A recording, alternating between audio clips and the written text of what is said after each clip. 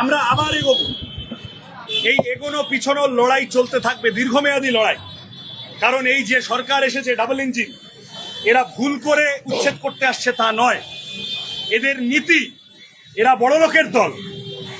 5 টাকা দিয়ে স্টেশনে যে লোকটা চা খেত, সেই লোকটাকে এরা বাধ্য করবে 70 টাকা দিয়ে চা খেতে। এরা বড় লোকের দল। এরা ফ্র্যাঞ্চাইজের হাতে বিভিন্ন রকম স্টেশনগুলোকে তুলে দিতে চায়। এই গরিব মানুষগুলোর কাছেই 2 দিন আগে ভোট চাইতে গেছিল, এবং তখন কত নাটকবাজি। গরিব লোকের ভোট পাওয়ার জন্য সেলুনে ঢুকে দাড়ি কামিয়ে দিচ্ছে, গরিব লোকের ঘরে ঢুকে ঘুঁটে দিয়ে দিচ্ছে, জোর করে খুন্তি কেড়ে নিয়ে রান্না করে দিচ্ছে। আর আজকে ভোট মিটে গেল, ভুলে গেল। ভোট মিটে গেল, এদের পেটে লাগছে। সুতরাং এই লড়াই আমাদেরই লড়তে হবে, এবং আর কেউ লড়বে না। আর যে যেখানে আছে, বড় বড় সব বিভিন্ন রকমের এতদিনের মাতব্বর ফোলানো বেলুন, এখন লোকে পচা ডিম ছুঁড়ে মারছে, ওদের দিয়ে কিচ্ছু হবে না। এই বুলডোজারের সরকারের বিরুদ্ধে, বড় লোকের সরকারের বিরুদ্ধে নীতিগত লড়াই, মতাদর্শ, রাস্তায় দাঁড়িয়ে লড়াই, গণতন্ত্র মেনে গণতন্ত্রকে বিকশিত করার লড়াই আমাদেরই লড়তে হবে। আমার আবেদন, এখানে কিছু ক্যামেরা আছে আমি দেখতে পাচ্ছি, যারা আমাদের সাথে আসতে পারবে আসো, সবাই এসো, দলমত নির্বিশেষে এসো। আর যাদের তাও একটু বাধো বাধো ঠেকবে, তারাও ঘরে চুপ করে বসে থেকো। নিজেদের পক্ষে গরিব লোকের পেটে লাথি মারার বিরুদ্ধে সোচ্চার হয়ে চল। এইটা এই সময়ের ক্ল্যারিয়ান কল হওয়া উচিত। এই সময়ের দাবি, ইতিহাসের দ্বারা অর্পিত দাবি আমাদের উপরে।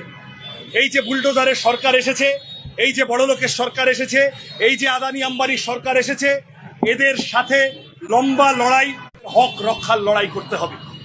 সেই লড়াইতে আমি নিশ্চিত এসএফআই থাকবে। এসএফআই এই লড়াইটার বৃত্ত আরো বড় করুক, আরো অনেক বেশি ছাত্রছাত্রীকে নিয়ে, আরো অনেক বেশি বন্ধু জুটিয়ে এই লড়াইটা লড়তে হবে। সেই লড়াইয়ের পথে তোমাদের প্রত্যেককে শুভেচ্ছা জানিয়ে, আমরা তো যা করেছি 2 তারিখ, 7 তারিখ এবং আগামী দিনগুলোতে তোমাদের প্রত্যেকের ভূমিকাকে, বিগত ভূমিকা এবং আসন্ন ভূমিকাকে লাল সেলাম জানিয়ে আমার কথা শেষ করছি। আমার মাথায় লাঠিচার্জ হয়। যাদবপুর হকার উচ্ছেদ ঘিরে রণক্ষেত্র। উচ্ছেদ আটকাতে গেলে পুলিশের লাঠিচার্জ, আহত অনেকে, গ্রেফতার সৃজন। প্রশ্ন হচ্ছে, ঠিক কি ঘটেছিল? পরিস্থিতি কেন এত উত্তপ্ত হয়ে উঠল?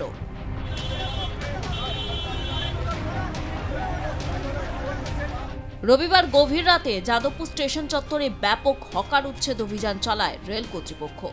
স্টেশন সংলগ্ন একাধিক বেআইনি দোকান ও নির্মাণ বুলডোজার দিয়ে ভেঙে ফেলা হয়। উচ্ছেদ অভিযানকে কেন্দ্র করে সন্ধ্যে থেকেই এলাকায় চরম উত্তেজনা ছড়ায়। পরিস্থিতি সামাল দিতে ঘটনাস্থলে মোতায়েন করা হয় বিপুল সংখ্যক কলকাতা পুলিশ, রেল পুলিশ এবং কেন্দ্রীয় বাহিনী। নিরাপত্তার স্বার্থে বিভিন্ন জায়গায় ব্যারিকেডও বসানো হয়। এর আগে গত মঙ্গলবার রাতেও হকার উচ্ছেদের আশঙ্কায় উত্তেজনা তৈরি হয়েছিল যাদবপুর স্টেশন এলাকায়। সেদিনও প্রতিবাদে সামিল হয়েছিলেন বাম নেতা ও কর্মীরা। তাদের অভিযোগ ছিল, স্টেশনের বাইরে আচমকা দোকানপাট ভাঙার জন্য দাঁড়িয়েছিল বুলডোজার। কিন্তু সেবার সকলের প্রতিবাদের দাপটে উচ্ছেদ হয়নি। অন্যদিকে হাওড়া শিয়ালদহ স্টেশন চত্বরে বেআইনি হকার উচ্ছেদ করেছে রেল। শুধু স্টেশন চত্বর নয়, হাওড়ার বিভিন্ন এলাকায় বহুতলে বেআইনি নির্মাণ ভাঙতেও চালানো হয় বুলডোজার। এদিকে রাতারাতি এই উচ্ছেদ অভিযানে বিপাকে পড়েছেন সংশ্লিষ্ট ব্যবসায়ীরা।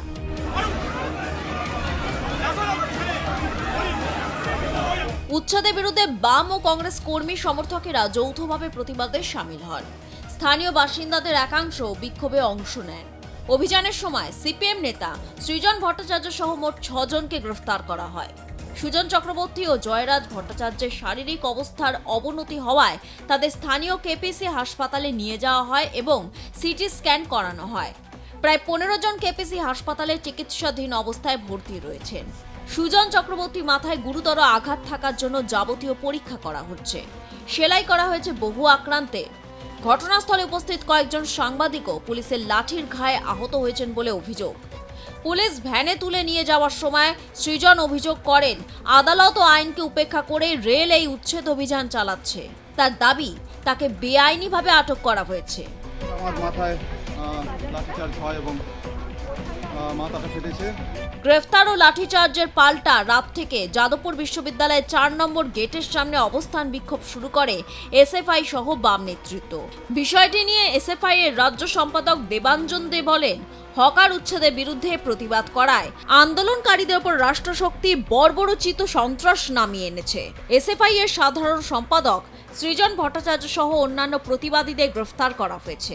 তাদের নিঃশর্ত মুক্তি চেয়ে রাতভর টানা অবস্থান করে এসএফআই। নেতৃত্বকে সরিয়ে দেওয়ার পরেই শুরু হয় আসল অভিযান। ঘড়ির কাঁটায় তখন মধ্যরাত।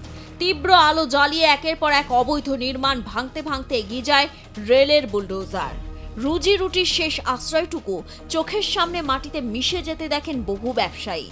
মাত্র 1 ঘন্টার মধ্যে পুরো এলাকা ফাঁকা করে দেয় রেল কর্তৃপক্ষ।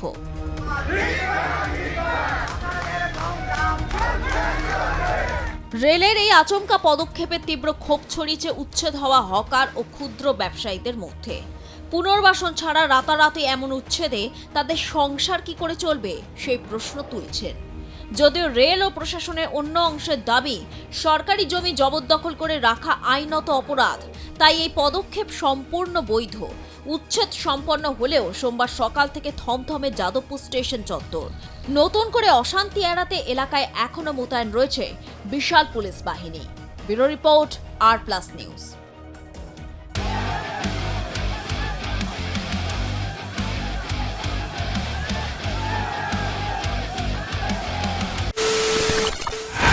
খবরের নামে প্রতিদিন সন্ধে আপনার ড্রয়িং রুমে কি শুধুই চিৎকার চেঁচামেচি হয়ে আসে? বিতর্কের নামে চলে গালাগালি আর কাদা ছোড়াছুড়ি। এবার সময় পরিবর্তনের,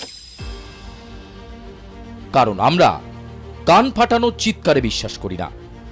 আমরা বিশ্বাস করি খবরের সত্যতায়। আমরা কোনো পক্ষের হয়ে গলা ফাটাই না, আমরা সাধারণ মানুষের হয়ে প্রশ্ন তুলি। চিৎকার নয়, শুধু খবর হবে যেখানে বিতর্ক আছে কিন্তু কুৎসিত ঝগড়া নেই। সঠিক তথ্য, বিশ্বস্ত খবর। নজর রাখুন আর+ নিউজে।